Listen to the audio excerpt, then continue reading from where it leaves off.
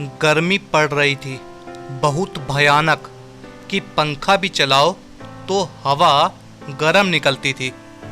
गांव के लोग तपती गर्मी से परेशान थे। गर्मी से परेशान एक गरीब बहू भी थी, नाम था सीमा। सीमा का ससुराल बहुत साधारण था, मिट्टी का घर, खपरेल की छत और टूटा फूटा पंखा, मगर दिल बहुत बड़ा था। सीमा नई नई ब्याह कर आई थी और अब उसे अपनी ससुराल को इस भयंकर गर्मी से बचाना था। दोस्तों, वीडियो को स्किप बिल्कुल भी मत करना, असली मज़ा जब आएगा जब आप वीडियो को एंड तक देखोगे। स्टोरी की शुरुआत सीमा रसोई में खड़ी थी, लकड़ी के चूल्हे पर रोटियां सेक रही थी। पीछे से सासू माँ खांसते हुए बोली, बहू थोड़ा जल्दी कर, गर्मी से दम घुट रहा है। सीमा ने देखा ससुर जी बरामदे में पंखा हाँक रहे हैं, मगर वो भी कुछ काम नहीं कर रहा। ना ही घर में फ्रिज है, ना कूलर है, बस है तो सिर्फ गर्म हवा।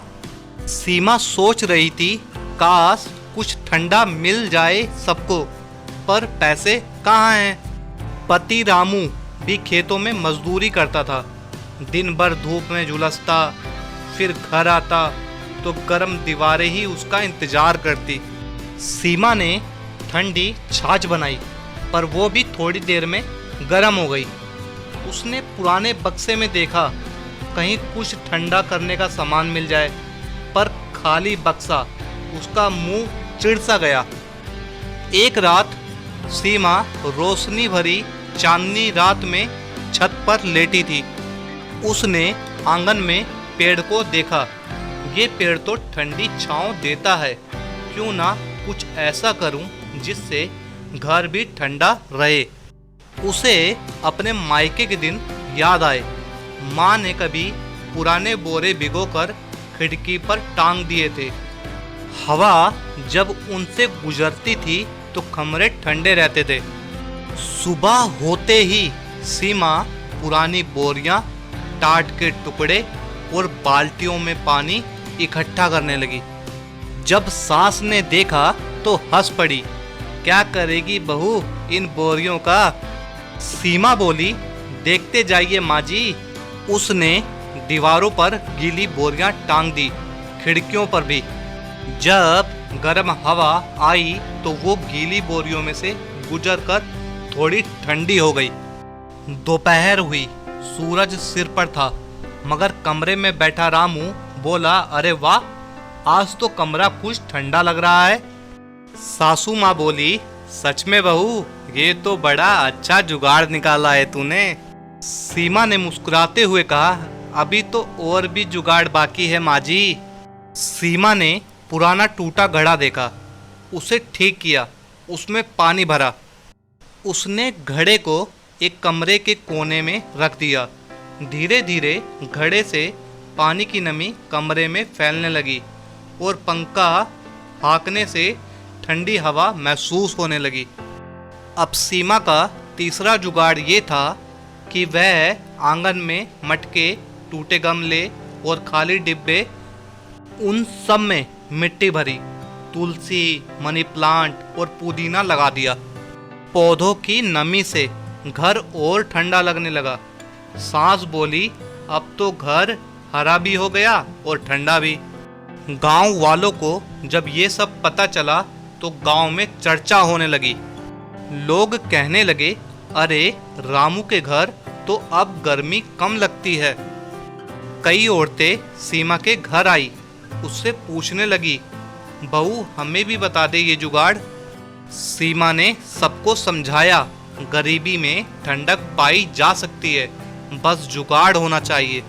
रामू ने एक रात चुपचाप सीमा से कहा, तुमने इस घर को ठंडा ही नहीं किया, हमारे दिल भी ठंडे कर दिए हैं। सीमा मुस्कुराती है और कहती है कि तुम सब खुश हो, बस यही ठंडक मेरे लिए सबसे बड़ी हवा है। धीरे धीरे गांव के सभी घरों में सीमा का तरीका अपनाया जाने लगा।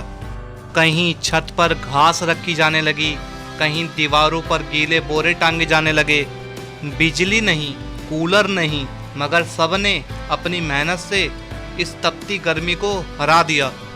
गांव के सरपंच ने एक दिन सभा बुलाई। सबके सामने बोला, आज से इस गांव की बहू सीमा हम सबकी ठंडी रानी है, जिसने हमें तपन से भी चैन देना सिखा दिया। सब तालियां बजाने लगे। सासू माँ की आंखों में आंसू थे, मगर वो खुशी के आंसू थे।